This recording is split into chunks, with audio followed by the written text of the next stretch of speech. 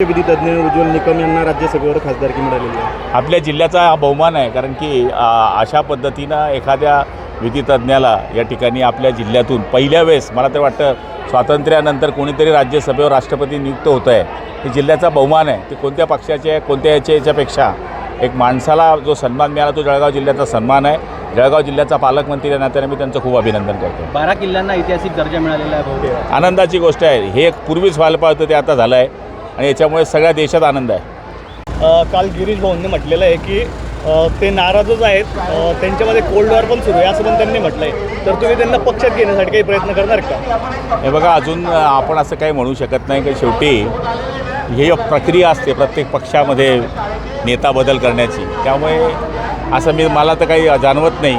पण असं असले तर ते जर नाराज असतील आणि त्यांची जर कुठे जाण्याची इच्छा असेल तर आम्ही प्रयत्न करू। जळगावच्या महापालिकेचे 13 नगरसेवक जे आहेत ठाकरेंचे, ते भाजपमध्ये प्रवेश करणार आहेत, त्यांचा मुहूर्तसुद्धा ठरला आहे। मला त्याच्यातलं काही माहीत नाही। अजित पवार गटाचे जे आहेत गुलाबराव देवकर हे आता मोठ्या संकटात सापडल्याचं चर्चा आहे। त्यांची चौकशी अहवालामध्ये धक्का ठेवलेला आहे। मी तर अजितदादांना पहिले सांगितलं होतं यांना घेऊ नका, अजून तर ही सुरुवात आहे, अजून तर 10 प्रकरण आहे माझ्याकडे असे जे अनियमिततेनं नाही, त्यांनी भ्रष्टाचार केल्याचे 10 प्रकरणं लोकांकडे पेंडिंग आहे। पण ते सत्तेमध्ये जाऊन हे दाबण्याकरताच ते पक्षांतर त्यांनी केलेलं आहे।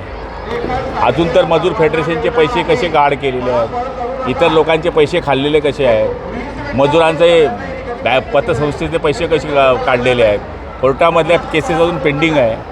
त्यामुळे हे आपलं भ्रष्टाचार लपवण्याकरता कोविड संपला तरी हा माणूस 28 लाख रुपये त्याच्या दवाखान्याचं भाडं घेतो आहे, 28 लाख रुपये, आणि त्याला हसन मुश्रफनी स्टे दिला असं मला माहिती आहे।